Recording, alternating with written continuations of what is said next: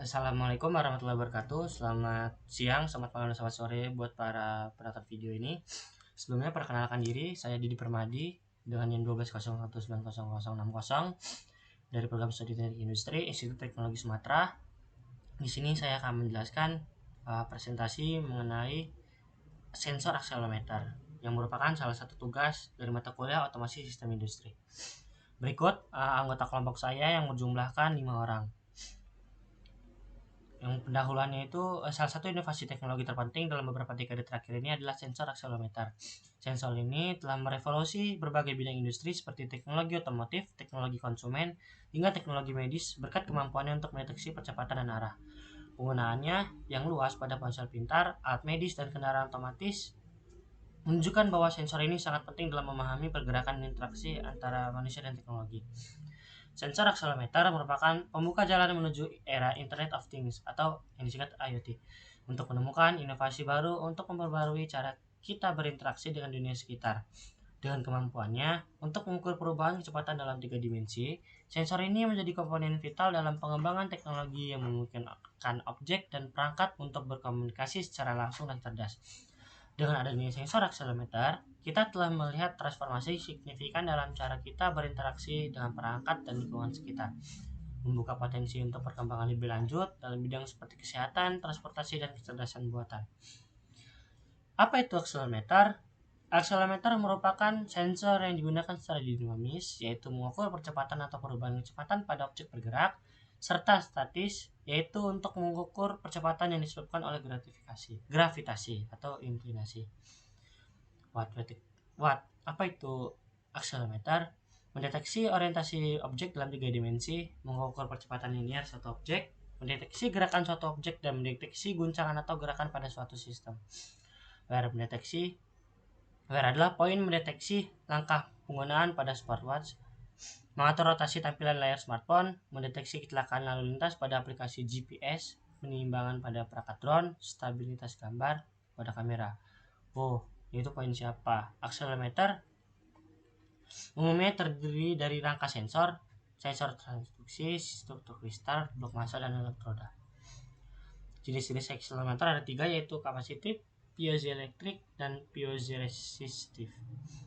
Yang pertama, kapasitif, yaitu akselerometer kapasitas bergantung pada perubahan kapasitansi listrik sebagai respon terhadap percepatan. Menggunakan kapasitator berplat berlawanan. Piezoelektrik merupakan akselerator yang menggunakan bahan piezoelektrik yang menghasilkan tegangan saat dikenai tekanan atau gerakan mekanis. Bahan piezoelektrik menghasilkan muatan listrik yang dapat diukur sebagai respon terhadap gerakan. Yang terakhir yaitu piezoresistif yang menggunakan bahan piezoresistif yang mengubah resistensi saat dikenai tekanan. Sementara akselerometer tersebut menggunakan bahan piezoelektrik yang menghasilkan tegangan saat dikenai tekanan atau getaran mekanis. Prinsip kerja sensor. Prinsip kerja sensor akselerometer didasarkan pada konsep pemantauan perubahan percepatan suatu objek.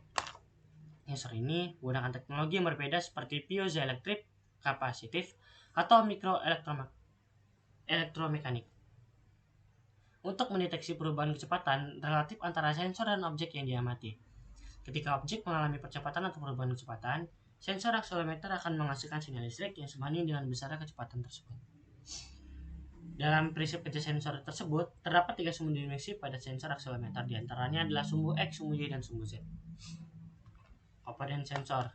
Pada case implementasi yang pertama, kebutuhan perangkat keras yang digunakan adalah satu buah mikrokontroller Arduino Nano, 3 buah sensor akselerometer MPU6050, 1 buah kabel serial, 1 unit robot manipulator capit DOF, dan 1 buah push button. Kebutuhan perangkat lunak adalah Arduino IDE dan Windows 8.1. Implementasi sensor. Yang pertama yaitu sensor akselerometer pada lengan manusia untuk mengendalikan pergerakan robot. Jurnal tersebut berisi tentang rancangan sebuah sistem kontrol robot yang memanfaatkan sensor akselerometer MPU6050 dipadukan dengan mikrokontroler Arduino Uno yang dapat mempermudah kegiatan manusia di area industri. Sensor tersebut biasanya digunakan pada kendaraan bermotor, handphone, dan mesin pada industri manufaktur. Sensor akselerometer MPU 6050 sebagai input untuk membaca nilai pergerakan pada punggung telapak tangan dan lengan manusia, sehingga robot manipulator dapat dikontrol oleh tangan dan lengan manusia. Pada jurnal tersebut, lengan robot manusia dapat digunakan pada industri otomotif. Sensor akselerometer MPU 6050 memberikan nilai pola sudut akibat gravitasi dari setiap gerakan yang dilakukan manusia. Dalam membaca pergerakan tangan dan lengan, nilai didapatkan dari masing-masing sumber sensor akselerometer untuk menentukan sebuah pergerakan. Nilai tersebut akan diolah oleh mikrokontroller yang dihasilkan nilai sudut. Untuk itu, link referensi case yang pertama kami lampirkan. Implementasi yang kedua yang selanjutnya yaitu sensor akselerometer pada tower triangle berbasis Internet of Things atau IoT. Tujuan penelitian pada jurnal ini adalah mendeteksi getaran pada tower triangle menggunakan sensor akselerometer MPU 6050 yang berfungsi sebagai peringatan dini terhadap potensi runtuhnya tower yang berada di atas gedung. Proses kerja alat ini memiliki 3 tahapan, yaitu input, proses, dan output. Pada tahap input, sensor akselerometer akan mendeteksi getaran atau pergerakan yang terjadi pada prototipe tower triangle.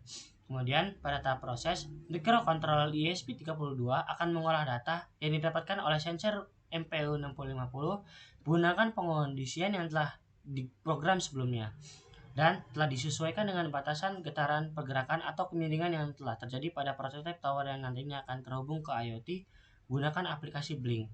Selanjutnya, pada tahap output system akan mengirimkan data atau indikator yang dihasilkan oleh MPU 6050 ke aplikasi Blink, Spreadsheet, Telegram, dan LED RIG. Blink akan memonitor dan memberikan informasi mengenai suatu hal yang terjadi pada prototipe tower tersebut. Telegram akan menerima notifikasi keadaan tower dalam kondisi siaga dan berbahaya, serta LED RIG berfungsi sebagai indikator kondisi pada bangunan tower yang saling terkoneksi dengan aplikasi.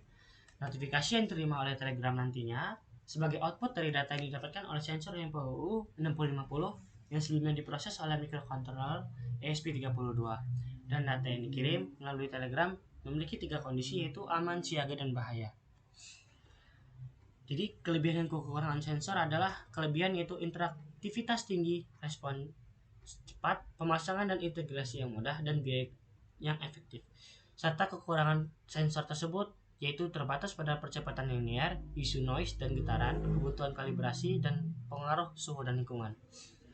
Terima kasih atas presentasi yang saya sampaikan. Apabila ada kesalahan kata, saya mohon maaf, dan apabila ada kekeliruan dalam penyampaian, saya juga mohon maaf. Terima kasih. Assalamualaikum warahmatullahi wabarakatuh. Selamat siang. Habis suara